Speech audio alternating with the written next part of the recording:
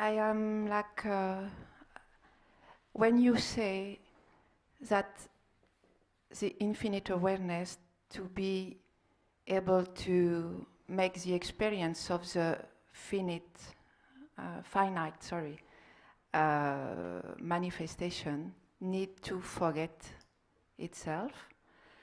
So when we trace back, when the finite mind-body trace back and discover that is infinite awareness, it seems that there is like a cohabitation, we can say like that, like una cohabitation, une cohabitation. That at the same time, my understanding of the illumination, it's at the same time there is awareness which become aware of itself, and the manifestation still continue, they still have a body mind. Yes. So you understand my question? Yes. So yes. It's as if Mary falls asleep to the nature of her own mind and wakes up as Jane's finite mind. Jane then traces her finite mind back to Mary. Mary recognizes again, she wakes up to her own mind. Then, in order to bring the world into apparent existence again, Mary dreams again that she is Jane, but this time she dreams lucidly. She doesn't overlook the knowing of her own being. She retains the memory of herself, whilst at the same time dreaming she is Jane. So she still consents to limit herself. She still, Mary's infinite mind takes the form of Jane's finite mind, but it retains the memory of its eternity. So Jane's mind still moves around in the apparent world, but it doesn't lose touch with its source. Jane's mind knows that the light that shines as knowing in her experience belongs to Mary, it doesn't belong to her. And in fact, Jane realizes all there is to my experience is the knowing of it. And that knowing belongs to Mary, not to me. In other words, Jane feels all I see is God's infinite being everywhere. God's infinite being still appears to Jane to be finite. Jane still sees finite objects, people and selves, but those finite objects shine with God's being. This is what William Blake meant when he said, when the doors of perception are cleansed, everything will appear to man as it is infinite.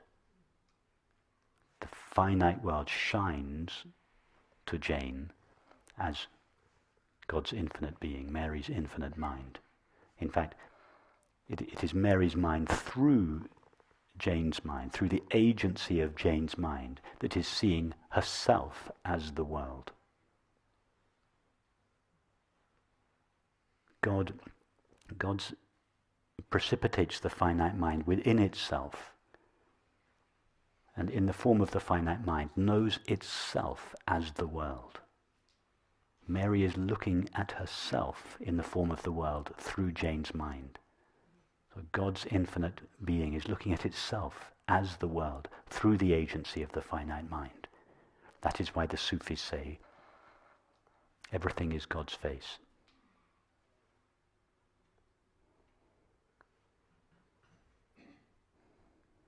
So it's possible to have the both experience of awareness as infinite of God and make the experience of the manifestation as... Yes, it's possible to know and to, more importantly, feel that all this finite experience, that is my thoughts, my feelings, and particularly sensations of the body, and perceptions of the world are only God's infinite being. In fact, the yoga meditations that we do in the morning are, which focus particularly, and we'll go there more this week, which focus particularly on the experience of the body, are designed precisely to encourage the body to be felt in this way, to encourage the body to be felt and the world to be perceived in a way that is consistent with this understanding that there is only God's infinite being. We want to not just know that, we want to feel that and to perceive that.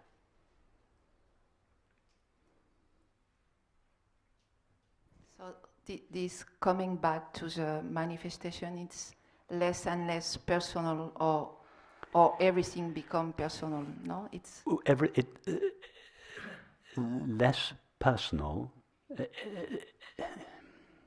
Nothing is personal any longer, but everything is intimate. Like I said this morning, the sound of the wind becomes as intimate as our thoughts, and our thoughts become as impersonal as the wind. Impersonal intimacy.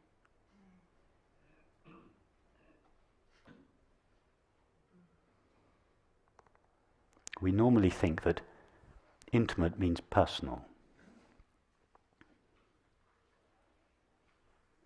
No, intimate means one with awareness, not separate from awareness, but totally impersonal in that it doesn't belong to a finite self.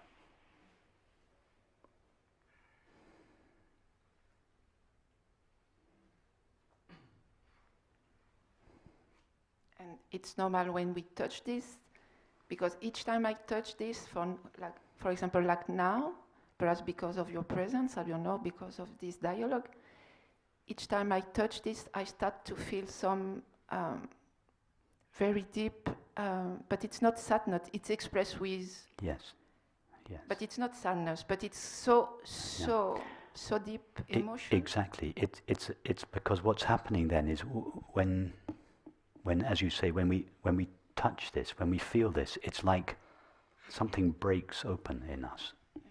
It's like something cracks in us, something begins to dissolve. There is this feeling of melting. Something that has been crystallized in us melts, and that can bring tears, or it's like a weight falls off.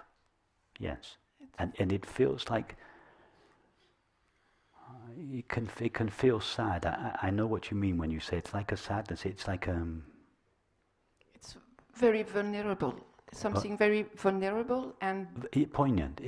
It's yes. Vulnerable and beauty at the same time. Exactly. Poignant. Yes. Exactly. And you don't know what to do with that. Exactly. Yeah. Don't give it a name. But yes. Exactly.